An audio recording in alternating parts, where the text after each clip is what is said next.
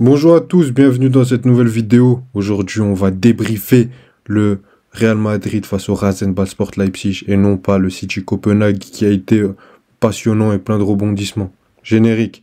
Oui, pour Ribéry qui va arriver devant Casillas. Vas-y mon petit.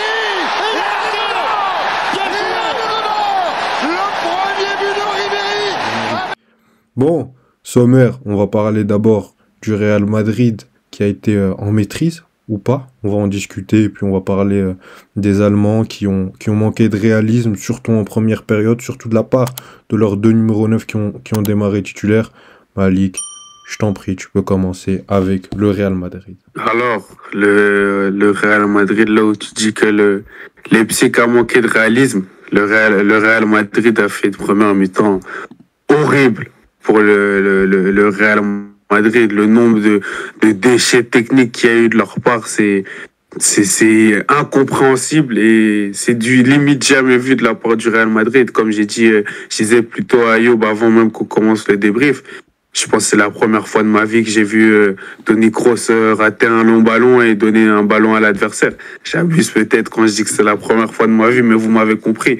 L'un des joueurs les plus clean, les plus propres, techniquement, les plus justes techniquement, qui même lui commence à faire du déchet dans son jeu, c'est que vraiment on avait un Real de Madrid dans ses relents, surtout leurs défenseurs, qui au-delà de rater complètement leur dégagement, etc., et donner directement le ballon à leurs adversaires. Donc non, franchement, sur cette première mi-temps, le Real s'en sort bien de ne pas être mené de 1 but et 2 buts. On peut même parler de la fameuse action polémique à Ayoub, où pour moi, clairement, le but ne devait pas être annulé. Que si on commence à siffler des petites poussées dans le dos en disant que soi-disant Rodrigo était dans... Ouais, du coup, comme je disais, moi, je pense pas que le but devait être annulé. Parce que si on commence à siffler ça, parce que soi-disant, on trouve que Rodrigo a interféré dans l'action pour sa petite poussée dans le dos, c'est absolument n'importe quoi. En série, il y a eu ça à Ayoub dans le match de l'Inter, où Acerbi avait bu un but de la tête. Lilian Thuram était à côté du gardien, mais comme il avait vraiment aucune influence sur le gardien... Pardon, Marcus Thuram, excusez-moi, hein, je suis un ancien, je suis un ancien, mais Marcus Thuram était juste à côté du gardien, mais il empêchait en rien le fait que le gardien plongeait de l'autre côté. Du coup, le but n'a pas été annulé. Alors que là, comme j'ai dit, j'en veux même pas à l'arbitre principal. C'est l'assistant qui fait le choix de lever son drapeau. Du coup, voilà, c'est lui qui met le but hors jeu et l'arbitre ne peut que siffler. Et moi, j'en veux surtout au corps arbitral de la VAR qui eux-mêmes font leur interprétation et font ce choix et laissent pas l'opportunité à l'arbitre de dire ouais, va regarder et prends ta décision parce que maintenant, c'est sur l'arbitre qu'on va tous tirer, même si je peux être d'accord avec vous que sa première mi-temps en termes de carton jaune, etc., c'était pas parfait. Mais moi, j'en veux énormément, surtout au corps, à la VAR et un peu quand même à l'arbitre assistant qui a pris la décision de lever son drapeau. En tout cas, moi, je sais pas c'est quoi ton avis, Ayoub, mais moi, j'étais pas d'accord avec ce but annulé. Moi, en tout cas, pour hors-jeu, je comprends pas. Moi, à la base, je pensais que c'était pour la pousser dans le dos de Hendrix, mais non, je pense qu'il y a clairement but pour le Rasenballsport Leipzig. Oui, je vais être chiant avec ça. Mais après...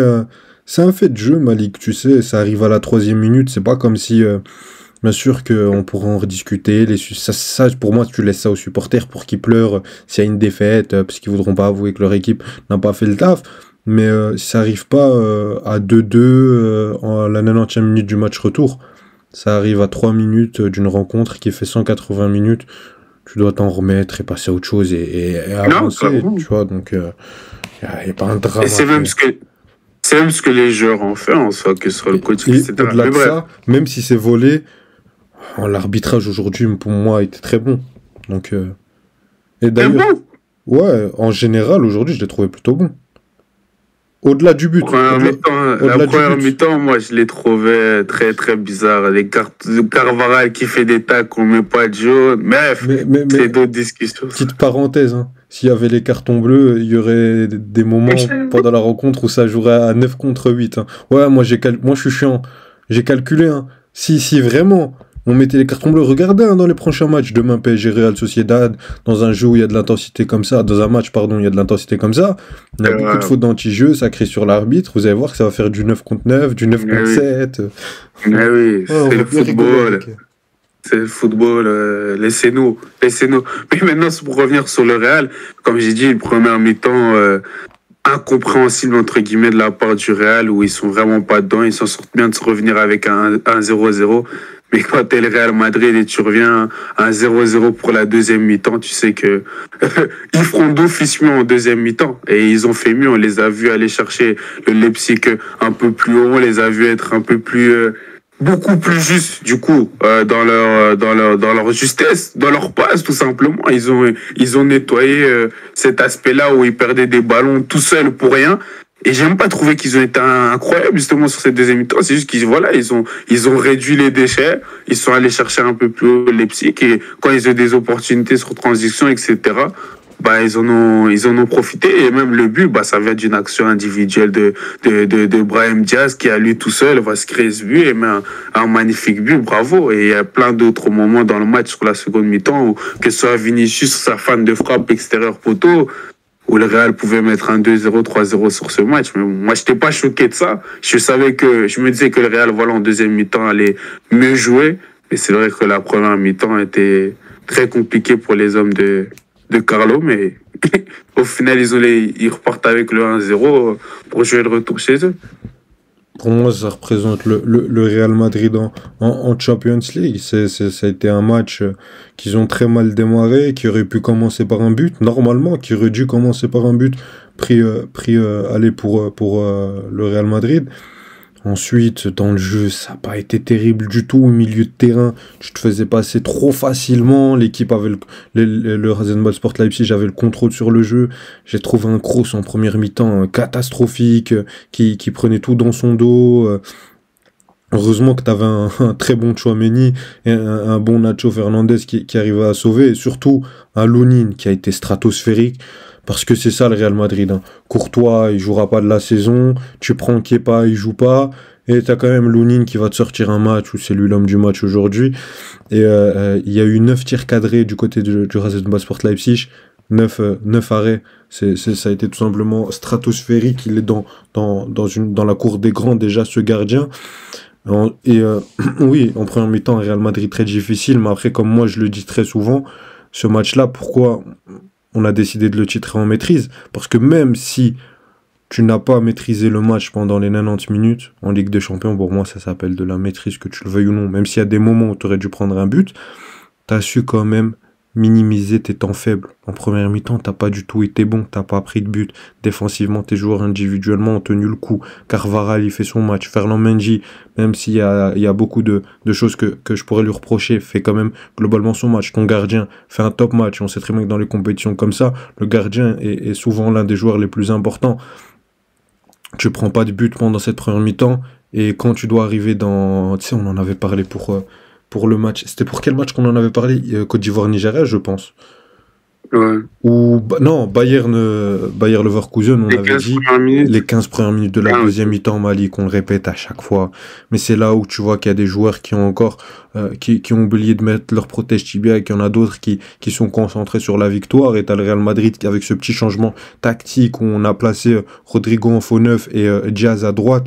Petite action individuelle et il y a but, et ça fait très mal, et c'est le Real Madrid, on le répétera jamais assez. Ensuite, t'as un Real Madrid qui arrivait à mieux gérer son milieu de terrain, qui arrivait à gagner plus de duels. Ici, moi, quand je vois les duels gagnés, t'en as quand même 54% contre 45%, ce qui n'est pas une grande une grande supériorité, mais dans les duels aériens, t'as 76,9% de duels aériens gagnés. Donc il y a quand même une supériorité sur ce plan-là, et ça a été en partie grâce à la deuxième mi-temps, où ils ont été de toutes les batailles, même dans le pressing. Ils allaient pas tout le temps au pressing, ils faisaient pas du pressing inutile, mais quand t'avais Vinicius Rodrigo qui a agressé le porteur de balle, moi j'ai l'action en tête où t'as Valverde qui va vite récupérer le ballon de Gif Torban, de Willy Orban. Je confonds les Orban, mais et en transition à chaque fois il pouvait faire très très très mal. Le seul point négatif moi que j'aurais du côté de ce Real Madrid là, c'est qu'il faisait un match du style Real Madrid en Ligue des Champions, sauf dans les 16 derniers mètres, et ça pourrait leur coûter très cher, parce que je suis désolé, vu la tournure que prenait le match, je dis pas qu'ils méritaient, mais ils devaient gagner 2 ou 3-0. Il y avait un moment en transition, les couloirs ils étaient ouverts, fallait juste tracer pour Vinicius, pour Rodrigo et pour Brahim Diaz, et certes, t'avais des bons retours défensifs, notamment du milieu de terrain Schlager, d'ailleurs son nom me fait rire, mais on en reparlera après quand on parlera de Leipzig. Mais il y avait un moment, ça jouait un peu à la baballe, c'était tiens, ça hésitait quand tirer. Là, ici, quand je vois les stats, il y a eu 6 tirs bloqués dans la surface de réparation. Donc c'est pas rien, je pense qu'ils auraient dû faire beaucoup mieux. Ils ont beaucoup tiré dans la surface de réparation, ils ont tiré 11 fois pour uniquement 3 tirs cadrés. Ça prouve qu'il y a eu un manque de ce côté-là, tu aurais dû tuer le match.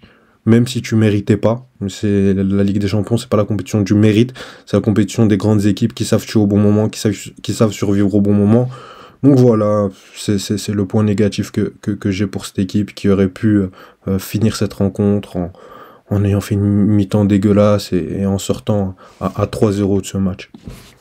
Après, sur la deuxième mi-temps, moi je dirais qu'on peut dire qu'ils non seulement ils méritent, mais qu'au-delà, tu les reproches qu'ils n'ont pas tué. Mais moi, j'ai envie de te dire, je pense qu'ils savent que c'est sur 2 matchs. C'est le Real Madrid, c'est ceux qui connaissent le mieux cette compétition. Oui, je pense mais non, pas forcer à se dire on doit marquer le deuxième. Faut bien mettre un point négatif déjà de 1. Non, mais au-delà de ça, c'est pas comme s'ils t'avaient fait rentrer Modric à la place de Vinicius et qu'ils avaient essayé de contrôler avec 4 milieux de terrain, garder la baballe au milieu de terrain et de les faire courir. Non, là, ils sont rentrés dans le jeu de on va contrôler vos transitions, vous aurez le ballon, mais vous n'allez pas nous faire mal, parce qu'en deuxième mi-temps, pendant une grande majorité, à part avec les longs ballons sur des transitions où t'as Tchouaméni qui te met une retournée pour sauver le Real, t'avais un Leipzig qui avait du mal à se créer des occasions, qui l'a fait par moment pendant un temps fort autour de la 70e minute.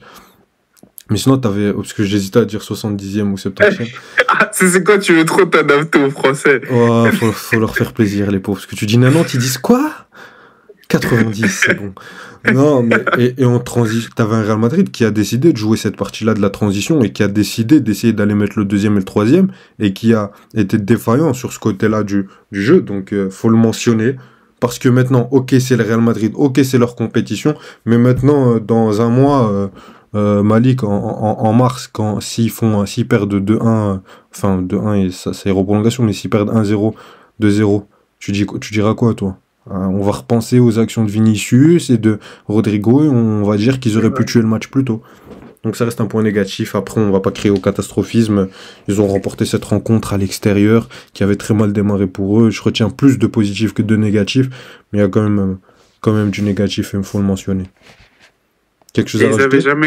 Ils avaient jamais gagné là-bas, comme a dit le commentateur. Bon, c'est que la deuxième fois qu'ils y jouent, hein, Ils n'ont jamais gagné à Leipzig. Ils ont joué une fois en phase de poule. Faites chier. Bref. Ouais, faites pas chier, tu peux le dire. Non, mais un joueur spécial que tu as envie de mettre en valeur sur ce match. Moi, j'ai beaucoup pensé à Tchouaméni. Du Real Madrid? Ouais, moi je pense à Tchouaméni, Lounine. Ouais, moi je dirais Lounine. Lounine, c'était vraiment le meilleur. Et le reste, ils n'ont pas joué à leur meilleur niveau, mais ils ont fait un match correct, surtout sur la deuxième mi-temps. Kroos, il se moque de nous. Non, ça va, laisse Kroos tranquille. Ça fait 2 ans que tu veux qu'il aille à la retraite. Non, mais pourquoi tu me mens?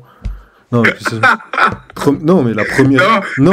Très dur avec Kroos, Ayo. Je suis amoureux de Kroos. Non, mais plus sérieusement, c'est pas dans le fait où je vais l'accabler, mais en première mi-temps, il a un niveau où si je dois noter son match, je mets 3,5. Et sur la deuxième mi-temps, je peux te mettre 8. Oui, mais tu vois la différence entre la première et la deuxième mi-temps, c'est. Ouais, puisqu'en deuxième mi-temps, moi je pense que c'était l'un des meilleurs. Du côté du Real, bon, on passe sur le RB Leipzig. Tu veux y aller? Je t'en prie. Hein. Tu m'en pries.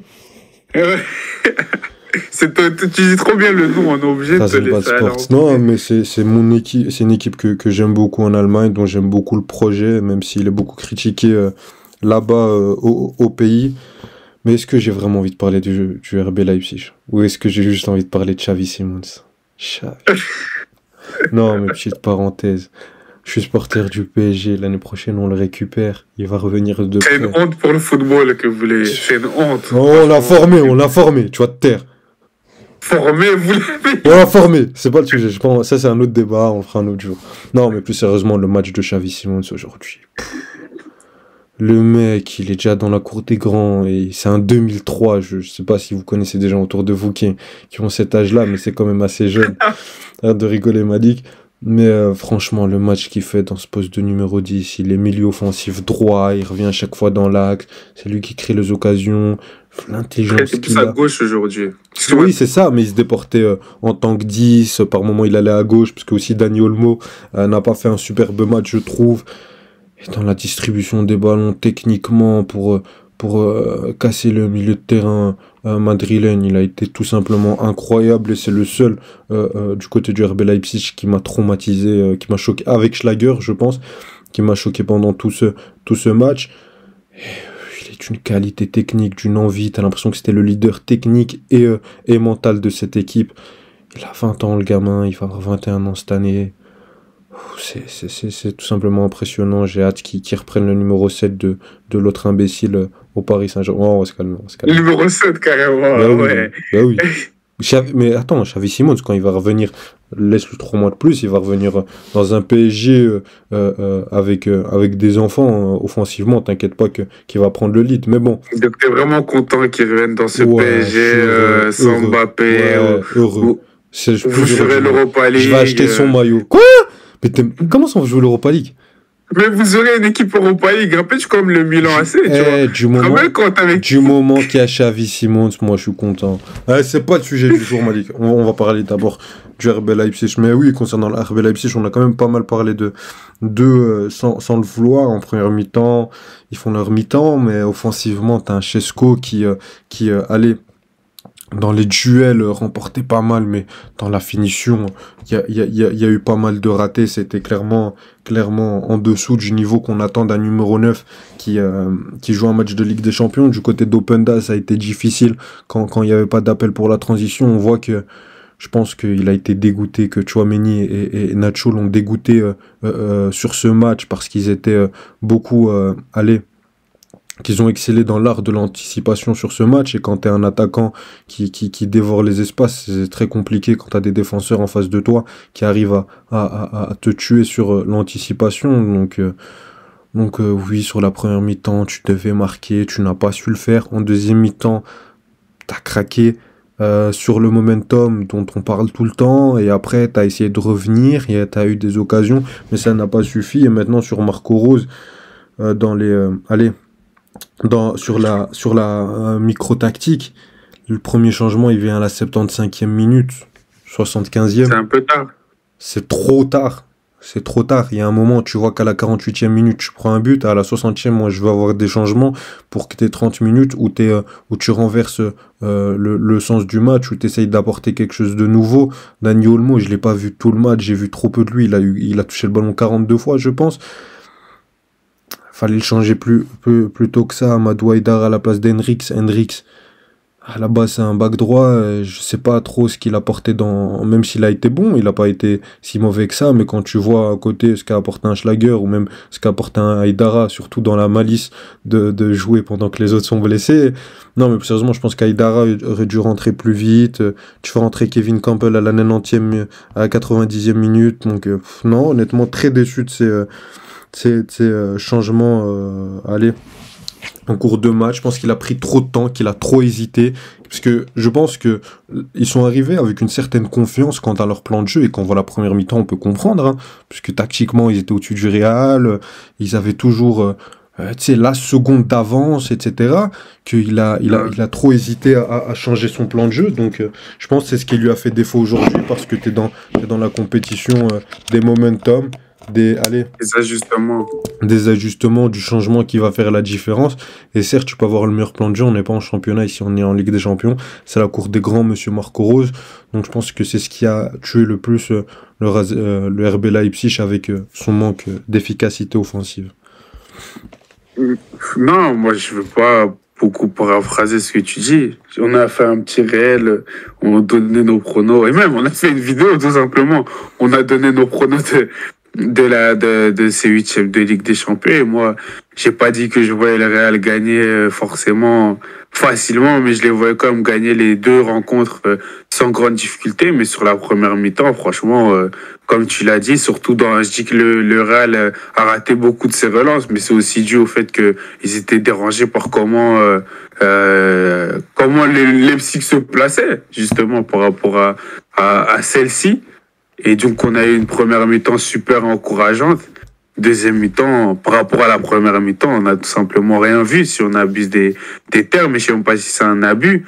Et donc, moi, au retour, je ne crois pas du tout au fait que, voilà, ils vont renverser la vapeur, etc. Maintenant, c'est le football, ces trucs.